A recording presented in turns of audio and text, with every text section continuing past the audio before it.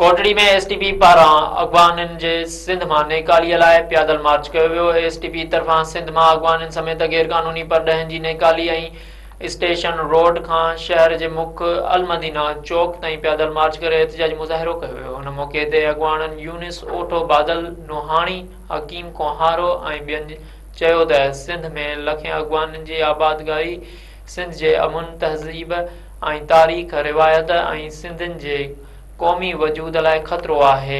हिननि चयो त अफ़गानी पनाहगीरनि सिंधियुनि ते हमला कंदा रहनि था, पर उन जे बावजूद हुक्मरान अफ़गाननि खे सिंध मां नेकाली ॾियण लाइ तयारु न आहिनि।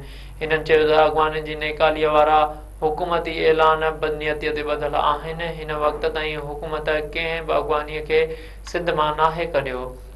हिननि सिंध हुकूमत समेत गॾियल क़ौम ऐं आलमी इदारनि खे अपील कई आहे त अफ़गाननि खे सिंध मां नेकाली ॾेई सिंध जे अमन तहज़ीब ऐं सेक्युलर रिवायतुनि तोड़े सिंध क़ौम जे वजूद खे तबाह थियण खां बचाए वञे।